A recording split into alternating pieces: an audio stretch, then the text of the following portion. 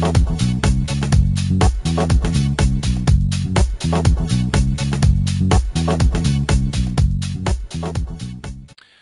everyone, it's Richard Tubb here, and I'm joined today by a fairly new friend of mine, Paul Lloyd. How are you doing, Paul?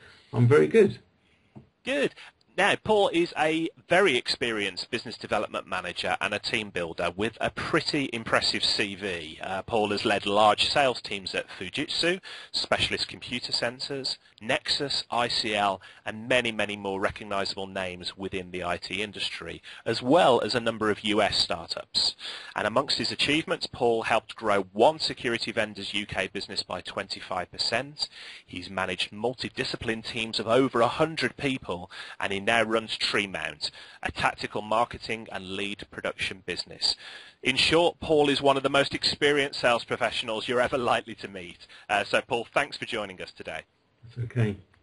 Thank you for Now, asking. I think, oh, you're very welcome. Now, you and I think, share a common belief, and that's that too many people within the IT industry don't really have a system in place for sales. And I think it's fair to say, as a result, we see lots of people wasting time and effort pursuing business that, to be honest, they're very unlikely to win. Now, I know you work from a sales structure or a system that you've built and has served you well for many, many years. Can you tell us a little bit more about that? Yeah, I mean, I think all sales, or let's say sales is about opening and not about closing. And what most people don't appreciate is that all sales follow a simple series of steps.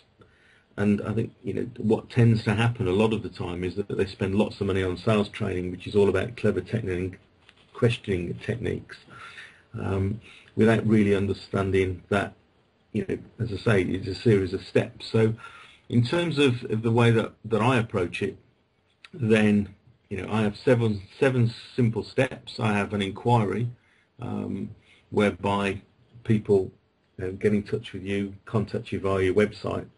And then we move that onto a lead. Now, lead is always the most contentious issue within certainly any larger business, because there's always dynamic tension between marketing and sales with regards to a lead. But for me, a lead is an inquiry where they have a requirement, they've got a time scale, and they're actually looking to buy something. So that's what we're working with. Then we have an initial discussion, and that can be either on the phone or it can be at a meeting where you begin to understand the requirements of the customer. You have an opportunity to ask the sorts of things that they're looking for, and obviously at the same time they're establishing that you're the sort of business that they want to deal with.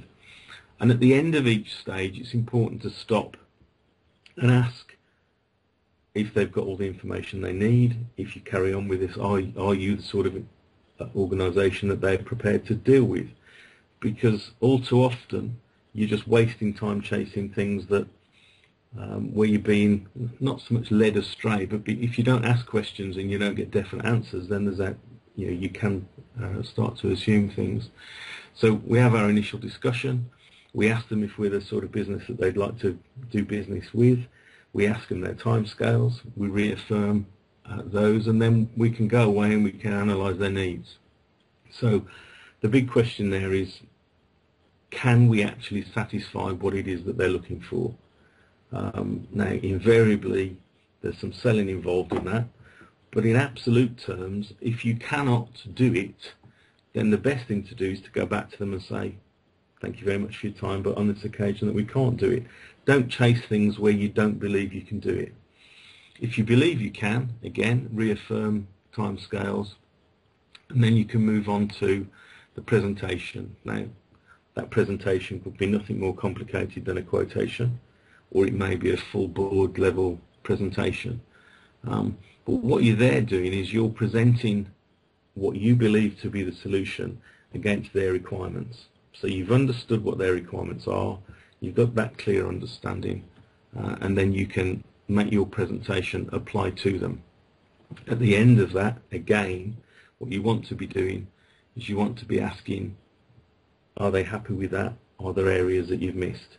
So all the time you're qualifying. So instead of the typical sort of qualification that people talk about comes at an inquiry, at the end of each stage you need to be qualifying. So qualifying becomes a part of your process. and making a decision at the end of each one of those steps. Now, with small sales, the actual cost of selling, it's still expensive, but it's not as expensive. If you look at the big organisations, then you could be spending $1 million, $2 million in terms of that actual sales process. So it's important to qualify hard at the end of each stage to ensure that when you go on to the next stage, you're not wasting your time and you're not wasting all of that effort. So we get to the end of the presentation. Are they happy with what they've seen? Are there other aspects that they've missed? Are there things that you've included that they hadn't looked at? Are they happy to proceed? So are they happy to proceed on to the next stage? Inevitably then, you're going to get involved in some form of negotiation. With the best will in the world, any professional buyer is not going to take your first price. So you can revisit all of your requirements, you can get an understanding, and then there's a natural progression towards the big thing which everybody's always seemingly scared of, and that's the close. In terms of asking for the order, if you're following these steps through and you're reaffirming at the end of each step, when you get as far as actually taking the order, it just happens. It's a natural conclusion. There's no awkwardness. Everybody's happy. You've checked each step of the way that everybody's happy, and then at the end of it, you walk away with an order.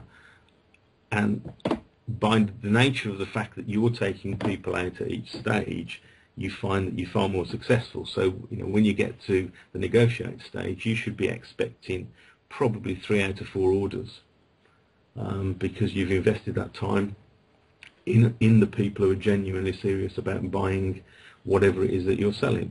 And as I say, these steps follow through, whether you're buying a pair of shoes or whether you're buying a mainframe computer system that needs installation worldwide.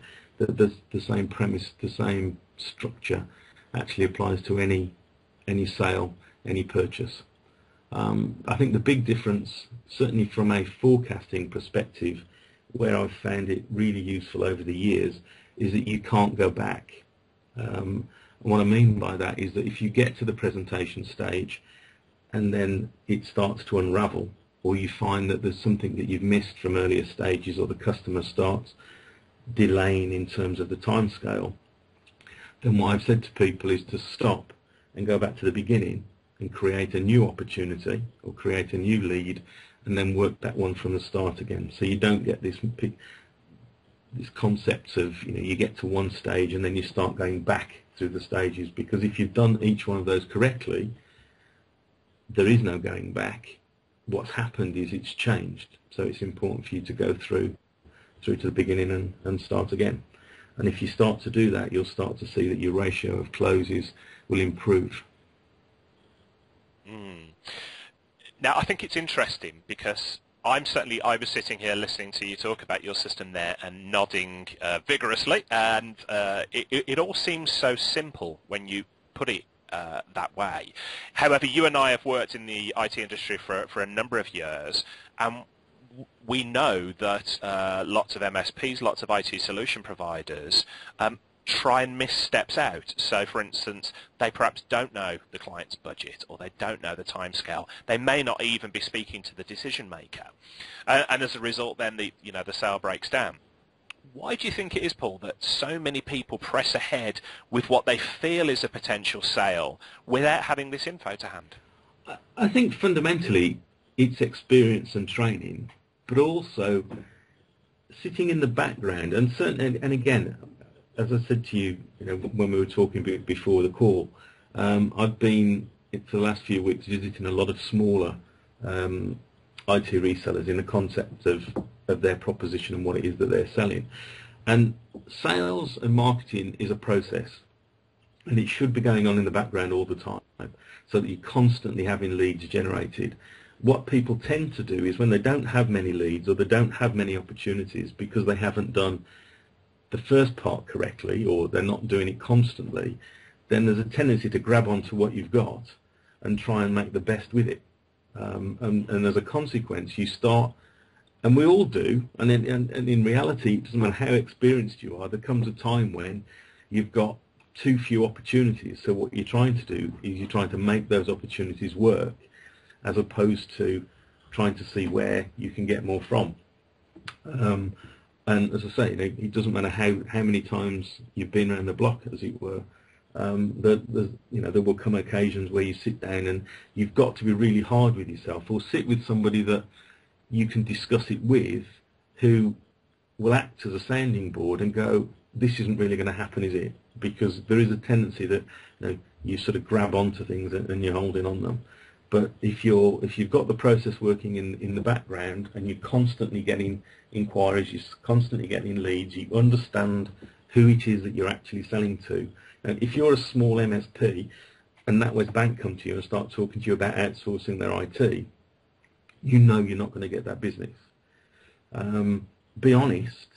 Say, apologise. Say you can't, on this occasion, you're not in a position to do it, and move on to the next. Don't chase things where you know in your heart of hearts it's either going to be a real problem when you get it, presupposing that you get it, or alternatively, you're just going to waste a lot of time chasing it when they're going to go with somebody bigger or smaller or more local. Or if you happen to be, you don't do Apple, and you start talking to somebody who's got an estate of apples and they want service, then if you're not an Apple reseller or you're not an Apple service provider, you're not going to get that business. Yes, you could potentially do it, but from their perspective, they're looking for somebody with experience. So, and ask.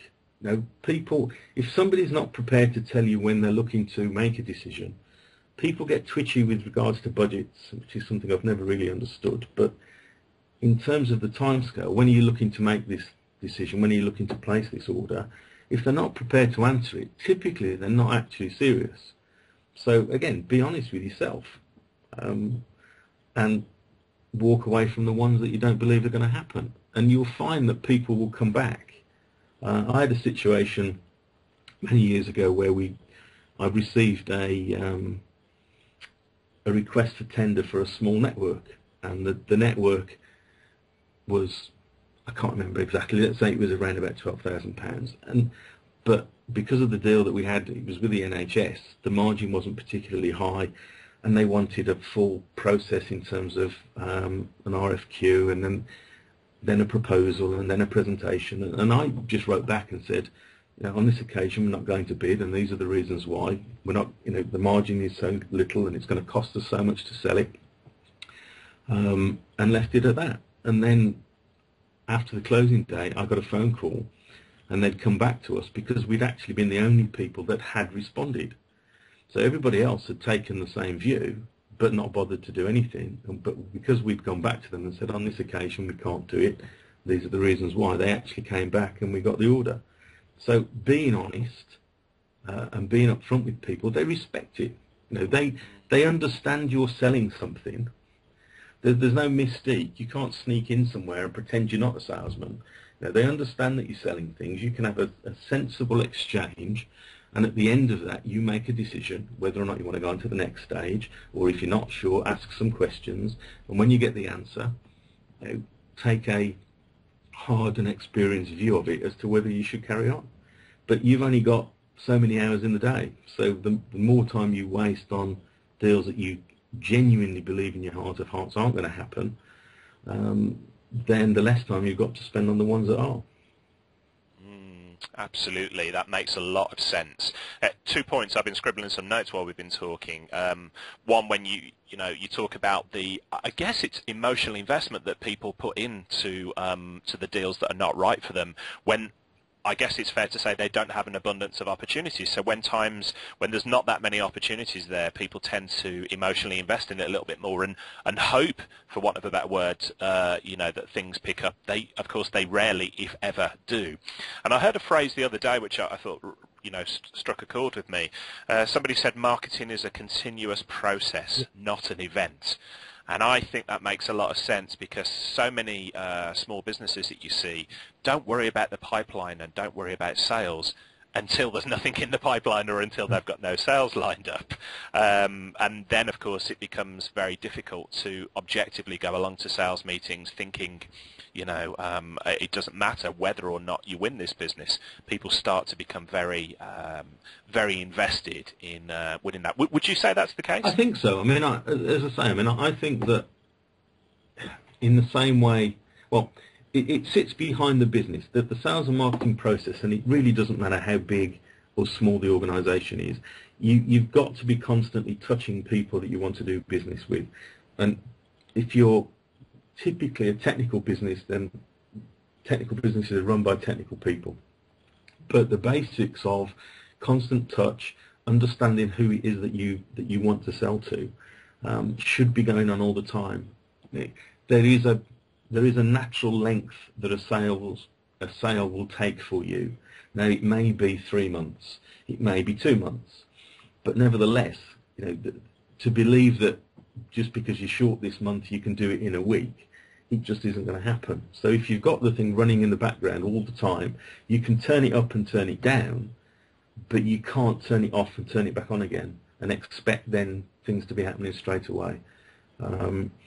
So yeah, I agree absolutely. I mean, sales and marketing is a process, and it sits below, and it from my perspective, because I'm not a techie, it's the bedrock of the business.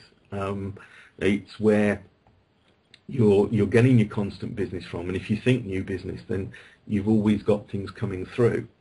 But as you say, I mean, if you've only got 2 or 3 and you've got to win one of those 2 or 3, you're either going to compromise your price because you're desperate for it, or you're going to commit to do something that you've not done, or perhaps you've not done very well in the past, and that's just going to cause you problems. So I would say you steer clear of those and just keep a constant stream of people that you know that you can do good business with happening all the time. Do your newsletters, your email shots. It doesn't have to be that complicated. I mean, it's just a straightforward contact process almost. And then somebody comes up and says, "You've been sending me this. I've got a supplier at the moment, but our contract runs out in 3 months' time, and we want to review the market, or we're not getting the right service, or now my server's just gone down. Can you help me out? It's an emergency." And then you've got your opportunity. Absolutely. Now, I'm speaking with Paul Lloyd, an experienced sales professional and owner of Treemans, a tactical marketing and lead production business. Now, Paul, I've seen you present before, and myself, as somebody who's fascinated in the history of computing, I'm a real retro computing geek. I've loved hearing about your early experiences in IT sales, especially when you worked as a small Apple reseller. Can you share that story with us? Yeah, I mean, the story you referred to was actually my first ever sale. And I joined a small Apple dealer at the point at which they were selling Apple IIs. So that wasn't an Apple IIe, and it wasn't an Apple IIc for the Apple geeks in the who are listening. Yeah. And I was, for all intents and purposes, thrown the telephone directory and told to start with the abattoirs and ring everybody until I got through to the zoos, and then start again.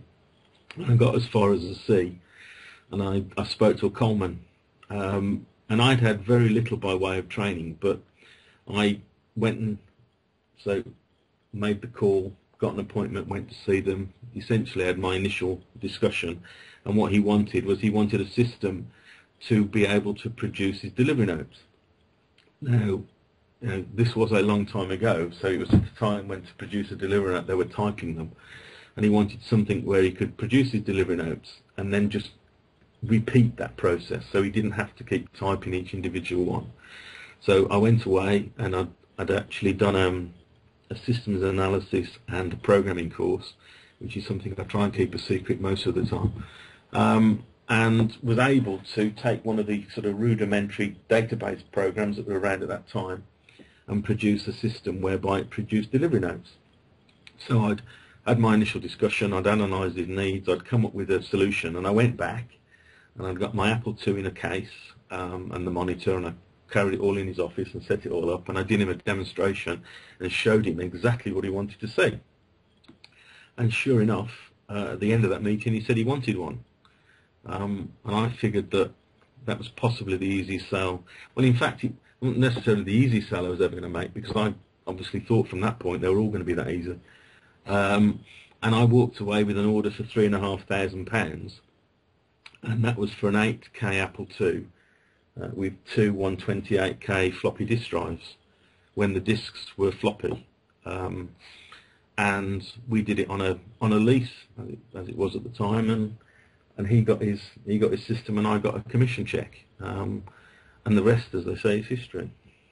Wow, I love that story. I go as far back as the Apple IIe, so that predates even that. That's a brilliant story. I love hearing that, and I know, having spoken, you've got plenty of other stories from when you were starting out in your career as well. But going back to something you said earlier on in the conversation, that you said you were visiting a lot of MSPs in the UK, and I believe you're looking at running a number of workshops aimed at helping IT professionals to understand your sales process better and to actually, make better use of their sales time. Tell us a little bit more about that. As you know, we've been talking to CompTIA about running half-day workshops around sales. I mean, I have I suppose, a passion in some respects with regards to this whole concept of the structure of a sale, because I just think that there's an awful lot of nonsense that people charge lots of money to tell you around selling, and it's sort of created as some sort of mystic art. So we've been talking to CompTIA about putting some half-a-day sessions together for their members. But the other thing that I've been doing is visiting, as I say, a number of the smaller MSPs and resellers with a view to having a workshop. And I ran one on Friday for a small MSP, and actually an Apple MSP based in London, where we review not only the proposition that they have to offer, but start from the basics of who are they selling to, and start to build up that contact process and that sales process that we've got running in the background. So at the minute we've done it, or I've done it with specific organisations or one-offs, and we are looking then to broaden that out into having sessions, similar to yourself, Richard, and invite a number of organisations along to talk about it. But it's all around the process. It's all around understanding, what you have to sell, who you want to sell it to, and how to position it, as opposed to, do you want this one in red or black, or any sort of clever questioning technique or closing technique at the sales meeting. Because I think we've moved on from that. I mean, certainly in the IT space, people buy IT these days because it serves a purpose.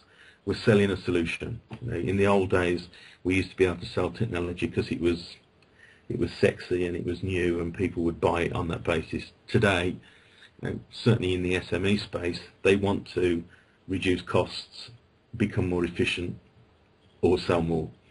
And so, if we understand that, then what we need to then understand is how we position, what it is that we have to offer, and have it stress tested. I mean, some of it is around what's missing from your proposition, what can we add in there that A, makes you more money, but makes the whole thing a little bit more rounded. So it's a sort of true interactive workshop based on their business. It's interesting you say about what SMBs want from IT nowadays, and I think I published a newsletter a couple of months ago now, the title of which was The End of Fashion IT, that caused quite a lot of feedback. And what I mean by fashion IT was that people don't just buy it for the bells and whistles anymore. They want to know how it's going to make an impact on how it's on their bottom line, how it's going to save them money, or how it's going to make them money. So probably the days of I am a techie, the days when I used to run an MSP and could go and talk to people about Small Business Server and all the cool things that it did. Those days I think are pretty much over, and nowadays you need to speak as one business owner to another and understand it is all about the bottom line, essentially. Absolutely. I mean, I made a living selling new kits every 9 or 12 months. I mean, if you go back towards the end of the 90s, I mean, you've got a situation where the manufacturers are refreshing their product range every 6 months, and by the time you'd got one out in the market, there was a new one. And because I worked in the enterprise space, enterprises would go out and buy the latest one, and so you knew that you were on a constant refresh, and that all sort of came to a grinding halt with Y2K, and since then, people have stepped back off it, and they'll sweat what they've got. But what they need to see is what they're getting from it. And if you're selling an MSP, is what they're benefiting. Where are they saving money? Are they getting an increase in service? If they're paying you for the service, what's their likely downtime, what's it going to cost them if it goes down. And these are all the things that they do in the same way as you do. I mean, if you look within yourself in terms of when you purchase things, it's no different. There's no sort of magic formula. You're looking to buy something because you want to improve your business. They're looking to buy something because they want to improve their business. And as you say, it's business owner to business owner.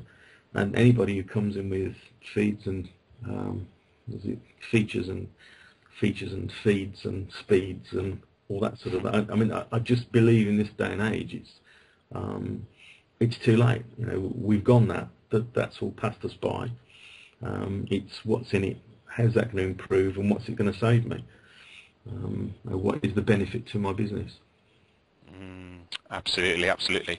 So, Paul, we're reaching the end of our time now. So, I mean, thank you for your time. Really appreciate it. And I think what you've laid out in, your sales process here makes absolute sense. And I think it'd be worthwhile any MSP who's uncomfortable with selling or is not selling as much as they'd like to, or indeed just wants to take it up to the next level, would be, well advised to look you up and to give you a call. If anybody does listen to this and wants to reach out to you, Paul, what's the best way for them to do so? My email address is pl@treemountain.co.uk. I am on Twitter, which is Paul Lloyd 1. So that's Paul Lloyd with 3 L's in the middle, unfortunately. And I'm also on Skype as Paul Lloyd 1. I am available on my mobile, which is 07764 247 444.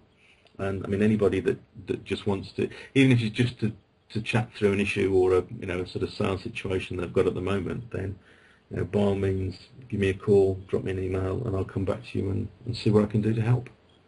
No problem. Well, I appreciate you sharing those details, and I know it's quite often the case when I put together these sort of interviews with experienced people within the industry like yourself, there's almost a reluctance for people to reach out, for small MSPs to reach out, because they believe that, hey, this guy is an expert and he's going to be far too busy to speak to me. So I think, encourage people to reach out to Paul.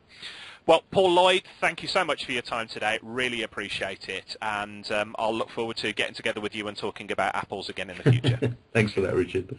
Cheers, Paul.